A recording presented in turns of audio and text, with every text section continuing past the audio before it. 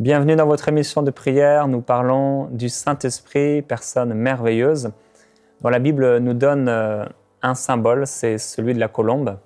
Et avec le pasteur Frédéric Coster, toute cette semaine, nous parlons de cette personne du Saint-Esprit, personne merveilleuse. Et pasteur Frédéric, tu connais bien les colombes.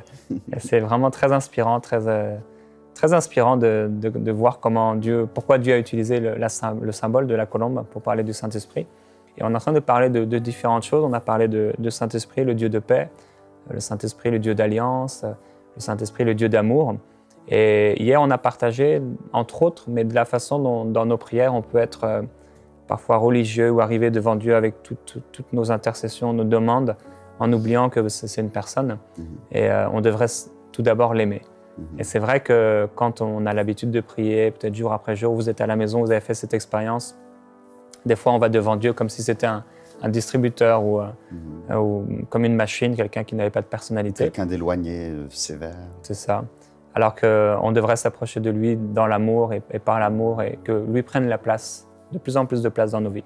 Et c'est notre désir pour vous, à Prière Inspirée, que vous puissiez vraiment et qu'ensemble, nous puissions développer cette intimité avec Dieu parce qu'on peut progresser.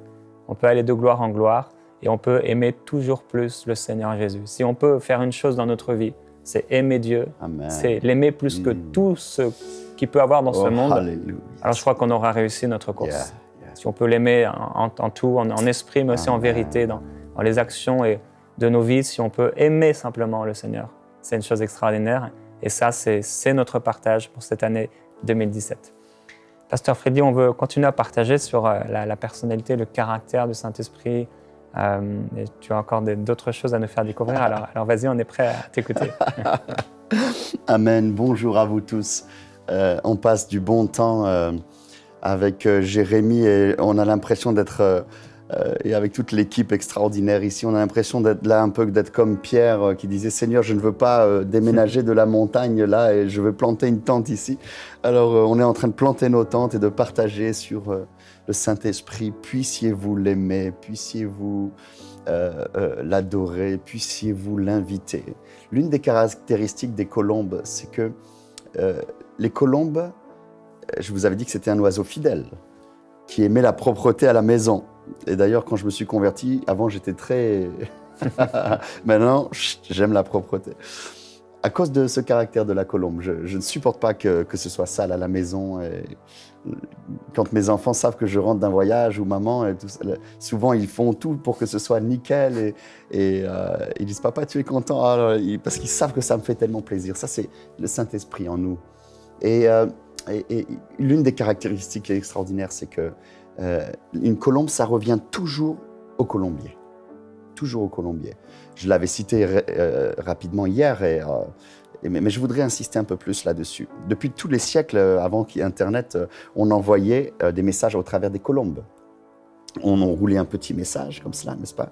Et c'est comme ça qu'on échangeait les informations sur les champs de bataille, entre les royaumes, etc. Comment on fait? On éduque la colombe avec sa paire. Hein, je vous avais dit qu'ils sont inséparables.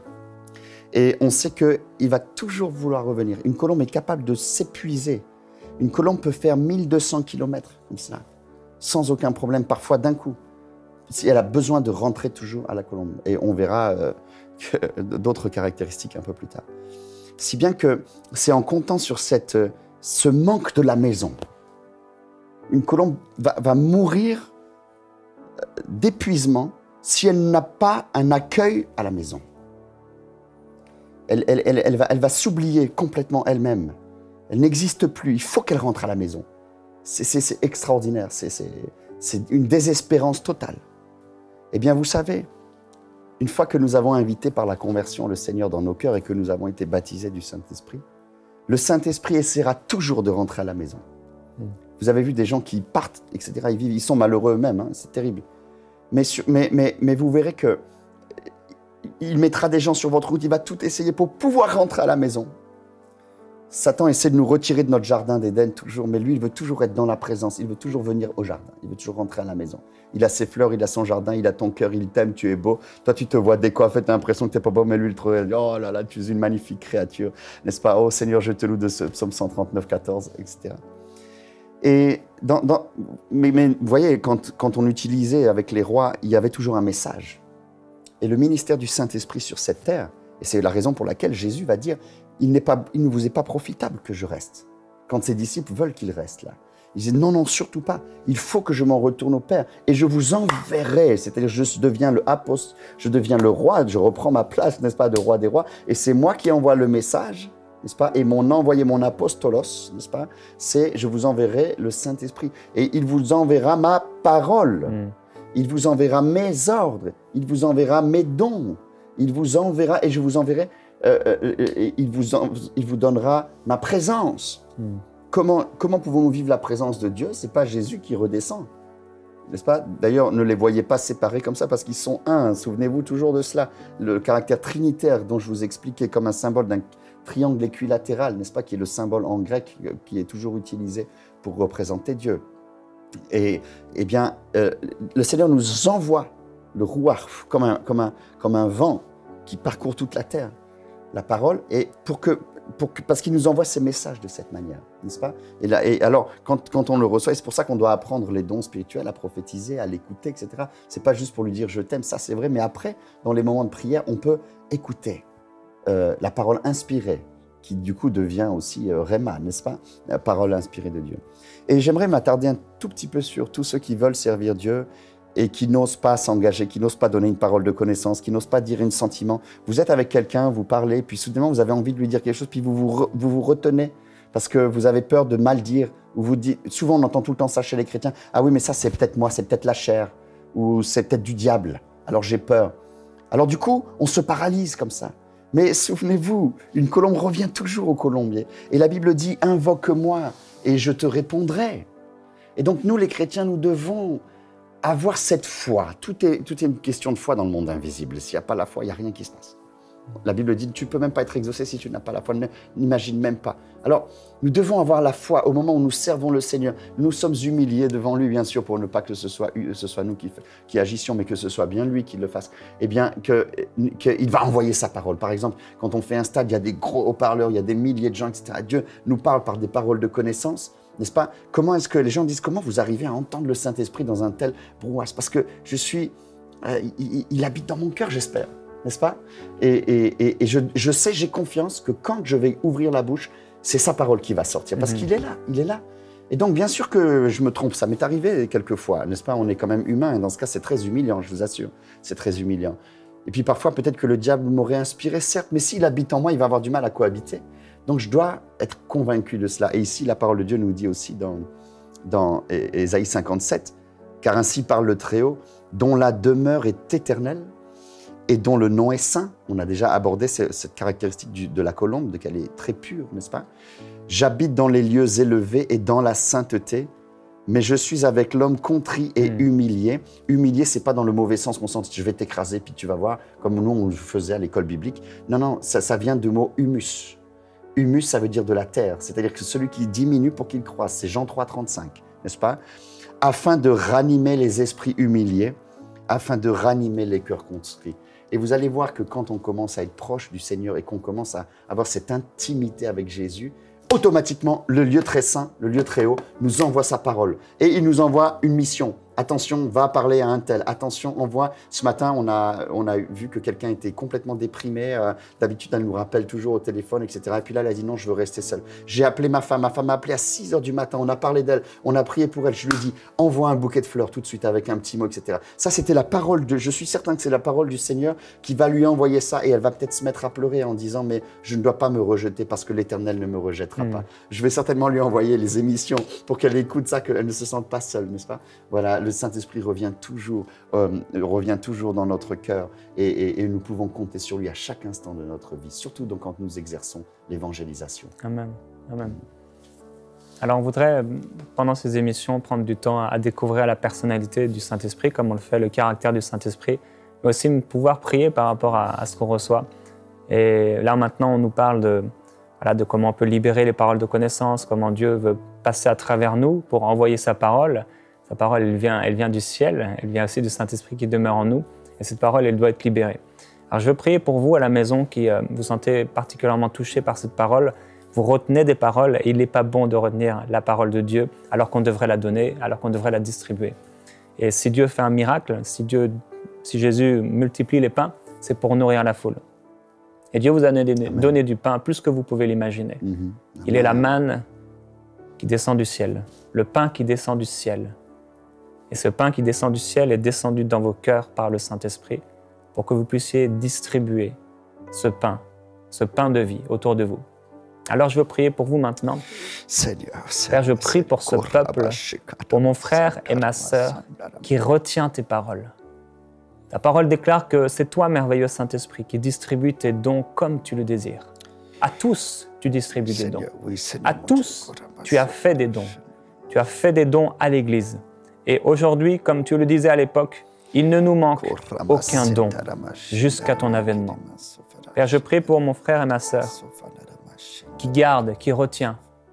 Aussi pour ceux qui n'aspirent pas à être ces distributeurs de ta parole, ces partisans de paix, ces annonciateurs de la bonne nouvelle de l'Évangile. Je prie pour eux afin qu'ils puissent, dans leur entourage, non seulement lorsqu'ils sont dans les 4 murs de l'Église, mais dans leur vie de tous les jours, dans les magasins, dans les rues, partager ces paroles de connaissance. Partager ces dons de guérison. Partager les choses que tu mets en eux simplement par le Saint-Esprit, comme d'offrir un bouquet de fleurs par exemple, comme de faire un don, comme d'envoyer une lettre. Père, je prie pour eux particulièrement. Oui, Seigneur, qu'on soit inspiré. Cette liberté glorieuse des enfants de Dieu. C'est ce que je déclare maintenant sur eux. Je parle sur vous la glorieuse liberté des enfants de Dieu. C'est pour la liberté que Christ vous a affranchi.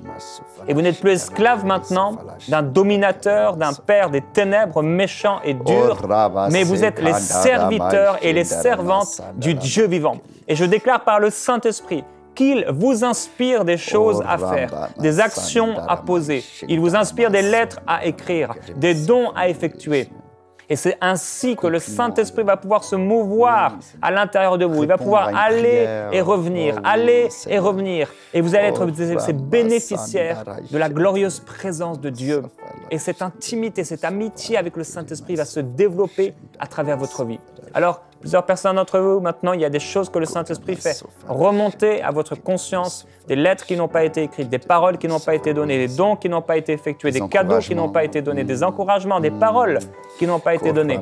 Et le Saint-Esprit maintenant vous les rappelle. Maintenant même, vous pouvez mettre pause sur cette émission si vous la regardez sur Internet ou simplement si vous regardez à la télévision, prenez vite un cahier et notez, voilà, je devais parler à telle personne, je devais faire telle chose. Faites-le, parce que c'est ainsi que le Saint-Esprit pourra continuer à vous utiliser là où vous êtes. Alléluia. Gloire à Dieu. Seigneur, merci. Merci Seigneur. Et pasteur, avec ta permission, c'est vrai que la vie chrétienne devient super passionnant quand au lieu de juste dire, c'est une pensée qui m'a traversé, on commence à dire, oh, il est là, la colombe est là. Quel petit message m'envoie-t-il des lieux très élevés, n'est-ce pas? Parce que souvent on dit, Seigneur, réponds à la prière, mais nous sommes, nous, la réponse à la prière. Combien de fois on dit, Seigneur, pourvois pour les besoins de mon frère, puis le Seigneur te dit, là tu entends, combien tu as sur ton compte? Diable impur, sors de ma tête. Non. Et souvent, et c'était Finney qui disait cela, et Spurgeon l'a dit aussi d'une autre manière, que ça ne sert à rien de prier quand nous sommes déjà l'exaucement. Et souvent, nous sommes l'exaucement du ciel, n'est-ce pas, par le Saint-Esprit. Et vivre par l'Esprit, c'est aussi ça. C'est devenir soi-même un homme ressource, plutôt qu'un chrétien qui veut toujours prendre et recevoir. Et c'est comme ça qu'on se multiplie. Et Dieu nous bénit plus pour qu'on puisse encore plus bénir, puisqu'il dit « Ah, enfin quelqu'un qui m'écoute !» Et vous comprenez, c'est quand même extraordinaire, c'est vraiment extraordinaire. Et donc, c'est comme ça qu'on marche par l'Esprit jour après jour. C'est pas comme ça, là, on va dans une réunion, on va mettre l'atmosphère, vous savez, « atmosphere for healing », et tout ça. Non, non, non, ça, on ne fabrique pas. Les démons le savent très bien. Paul, je connais, mais vous? Parce que quand Paul venait, il y avait sur son épaule, dans le monde invisible, la colombe était très grande. Alléluia. Et vous savez, une autre caractéristique de la colombe, c'est qu'elle est très attachée à nous. Je vous disais qu'elle était fidèle pour toujours. Nous, on croit que Dieu nous punit ou qu'il va nous abandonner ou qu'on peut rester un mois. C'est impossible. Vous vous souvenez, je vous ai parlé l'autre jour de la colombe chez mon oncle. Moi, j'étais tout petit, qui était morte. Et on entendait qu'elle criait, qu'elle criait. Savez-vous que une colombe ne peut pas supporter la séparation? Elle ne peut pas supporter. Quand le partenaire est seul, parce qu'elle est morte, par exemple, la colombette est morte, il y a dans son jabot comme une sorte d'acide gastrique qui se crée et qui lui est ingérable. Elle ne peut indigérable. Elle ne peut pas l'ingérer. Et cet acide-là commence à la faire souffrir. Donc elle crie parce qu'elle est en deuil de souffrance, parce que souvenez-vous qu'ils sont très proches, hein, en permanence. Ils ne peuvent pas être séparés l'un de l'autre. Et donc c'est comme un cri de désespoir que vous entendez. Ça casse les oreilles. D'accord? Et donc c'est comme ça que lui, il a su, mon oncle, il a su qu'elle était morte. Et il est venu et il est parti. Et ma tante, je me souviendrai toute ma vie, ma tante m'a dit, tu restes ici. Je voulais aller avec lui au Colombie, il m'a dit, tu restes ici, parce qu'elle, elle savait ce qu'il allait faire. Alors il est allé là-bas et j'ai regardé quand même. Et qu'est-ce que j'ai vu? Il a fait un mouvement comme ça, clac. Et il a tué le conjoint. Ensuite, il les a pris les deux, il m'a dit, viens, et on est allé les enterrer. Ça m'a beaucoup marqué. Je lui ai dit, qu'est-ce que tu as fait? Là, j'ai compris. Qu'est-ce que tu as fait? C'est cruel, j'étais pas content. Et c'est là où mon oncle m'a dit, il ne pourra plus vivre. Je l'ai soulagé de sa douleur. Parce que cet acide-là, elle ne peut pas le supporter.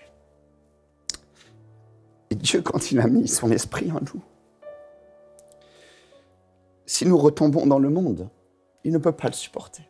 Et c'est pourquoi Hébreu, il y a un verset qu'on entend très peu prêcher. Hébreu dit, il est impossible que ceux qui ont été sauvés, qui ont recrucifié pour leur part, puissent avoir part à nouveau au salut. Et un peu plus tard, on voit, tous les péchés seront pardonnés, sauf le péché d'attrister le Saint-Esprit. Parce que quand on attriste le Saint-Esprit, il a comme un acide, qui peut-être est le sang de Christ qui a coulé, l'amertume de sa souffrance à la croix. Il a été maltraité, brisé pour nous, pour tous nos péchés. Il a hurlé, Seigneur, ils ne savent pas ce qu'ils font.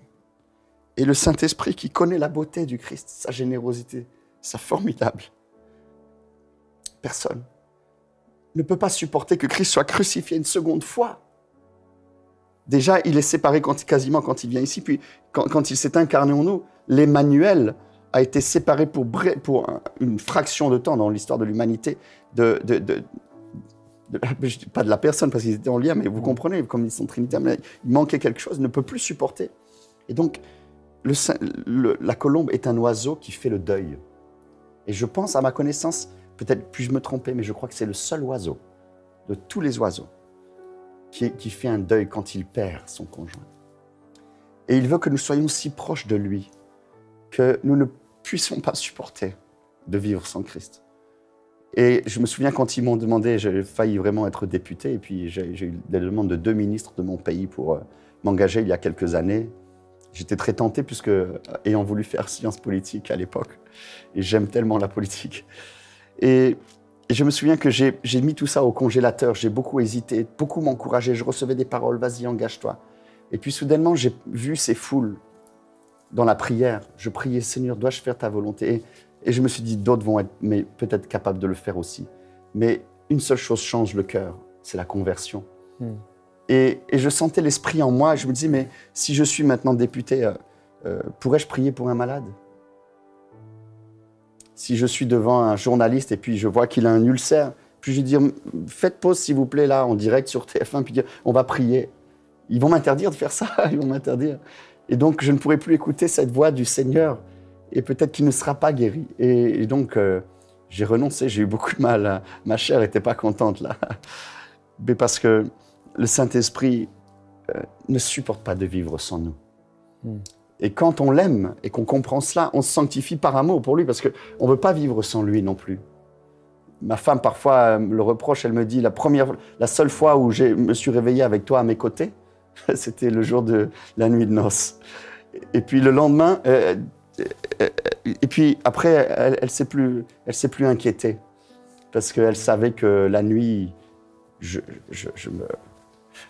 m'en vais discrètement à pas de velours, et je vais voir ma colombe. Je passe du temps. Même si je suis fatigué, parfois il me réveille. Et comme l'autre nuit, pour me donner à cœur de faire un message pour vous, n'est-ce pas? Et il était 4 heures du matin. Et je suis allé, je prie, je dis, qu'est-ce que tu veux? Que veux-tu me dire? Et vous ne pouvez plus vivre sans lui. Pardon. Ah, gloire à Dieu. Ne faisons pas faire un deuil au Saint-Esprit. Il ne peut pas vivre sans toi. Il ne supportera pas. Si tu retombes, tu lui briseras le cœur. Et quand le diable te dit que Dieu t'a abandonné et que tu n'es plus digne, c'est pas possible. Il suffit juste que tu ouvres un peu la cage de ton cœur. Tu as laissé les barreaux, tu as laissé la cage être plus puissante. Juste ouvre-la un tout petit peu, ose, et tu vas voir. La colombe revient toujours au colombier. Et elle n'aime pas perdre son bien-aimé, sa bien-aimée. Ça lui est insupportable. Il ne peut pas vivre sans toi. Alléluia. Excusez-moi. Alléluia. Seigneur, nous aimons ta merveilleuse présence. On reconnaît ta sainteté et ton amour suprême. On veut se revêtir aujourd'hui Merci. de ta douceur et de ton humilité. Merci, Seigneur. Tu es près de ceux qui ont le cœur brisé et contrit. Toutes nos forces sont en toi. Nos lendemains sont assurés en toi. Oh, je t'aime tellement. Père, nous voulons revenir Je t'aime à toi. tellement. I love you so much. T'aimer, t'aimer I, et t'aimer encore. I love you. Don't leave me. Et Père, je prie pour ton peuple. Ce peuple dans la francophonie qui écoute jour après jour ces émissions et cette chaîne de télévision. Ce peuple qui va dans les églises, aussi ce peuple qui ne va plus, qui ne se rassemble plus. Je prie que ce soit un peuple d'amoureux, I love you, Jesus. non pas un peuple de religieux, mais d'amoureux. Et je prie, Père, que ton peuple puisse être connu à cause de l'amour, non pas à cause des choix, non pas à cause d'une personnalité humaine, de leurs habits, de leur façon d'être, de faire, de leurs églises, Jesus. We mais à love cause de leur amour. Saint-Esprit, nous t'aimons et on veut découvrir ta douceur. On veut découvrir ta présence plus que jamais auparavant. Une intimité nouvelle. Yes. On te demande pardon et Père, je te demande Holy pardon Spirit. avec mes frères et mes sœurs du monde entier pour toutes les fois où on s'est éloigné, toutes les fois où on t'a abandonné, Oui, Seigneur. toutes les fois où on a fermé ta voix comme on pourrait éteindre une télé. Dans nos églises où on ne te laisse pas agir. Oui, Seigneur. On t'a complètement mis à part, mis de côté. Saint-Esprit, pardonne l'Église. Pardonne nos méthodes. Oui, Seigneur. Oh oui, Seigneur.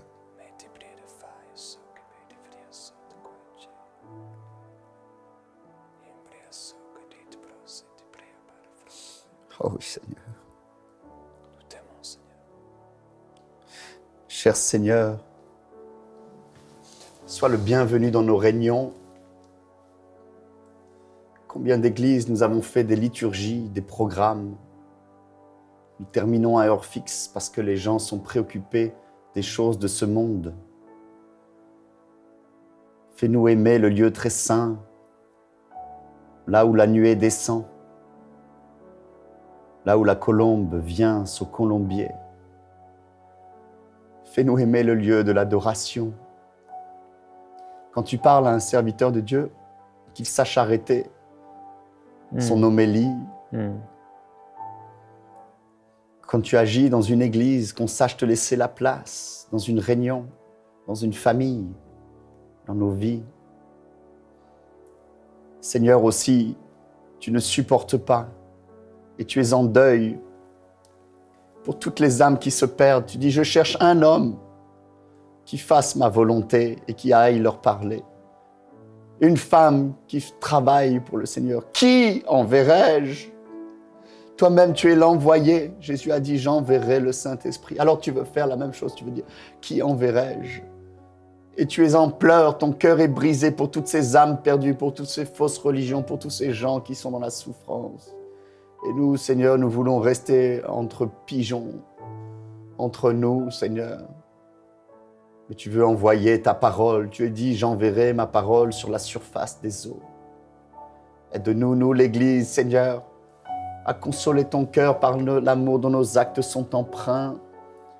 Et c'est pourquoi tu as dit, il y a plus de joie pour un qui se convertit, qui revient de son péché, que pour 99 justes qui n'ont pas besoin de repentance. Tu ne supportes pas la perte d'un seul de tes enfants. Et il n'y a pas que ceux qui sont dans l'Église, il y a tous les autres. Tu vois, mes bien-aimés ont de la famille, des collègues, des gens proches, même des inconnus, les boulangers qui sont à côté d'eux, qui ne sont pas sauvés. Et parfois, tu envoies ta parole, le Saint-Esprit est là. Il dit, dis quelque chose, fais un sourire. Parfois, ce n'est pas toujours de dire, parfois c'est un geste. Seigneur, il y a tant de gens à sauver et nous sommes ton peuple. Et nous voulons nous consacrer à toi. Que chacun qui nous écoute se consacre à toi pour que, Seigneur, notre maison soit une maison d'allégresse et de joie et non pas un lieu des cendres et des pleurs. Tu ne supporterais pas un ciel vide. Ce serait insupportable que le sacrifice de Jésus ait eu lieu pour rien. Alors nous voulons te recevoir parce que tu as dit, vous recevrez ma puissance. Voici les signes. Je vous enverrai mon esprit et vous irez par le monde, vous irez évangéliser et vous irez apporter la bonne nouvelle. Alléluia. Merci Seigneur de ce que tu ne supportes pas la perte de tes chers enfants, d'un être cher. Qu'il en soit de même pour nous. Nous n'évangéliserons pas par devoir, nous ne parlerons pas de toi par devoir, mais par amour. Parce que nous non plus, comme toi, nous sentons ton cœur, nous ne supportons pas qu'un seul ne se perde. Oh, Amen. Alléluia. À la maison, je vous encourage à prier pour les perdus dans vos familles, vos voisins, à qui peut-être vous n'avez jamais parlé de Jésus, à qui peut-être vous n'avez même peut-être jamais adressé la parole. Et vous pouvez faire la différence. Vous pouvez leur offrir un repas, vous pouvez les inviter à la maison, ou tout simplement leur parler, communiquer des grâces et des dons. Et je vous encourage aussi dans les prochaines minutes, les prochaines heures, à passer du temps à prier pour les rétrogrades, les personnes que vous avez rencontrées, les chrétiens qui ont abandonné l'Église, qui ont abandonné par-dessus tout Dieu. Priez pour eux. Je vous dis à demain dans Prière inspirée. Amen. Envoyez-nous vos sujets de prière à prière@enseigne-moi.com.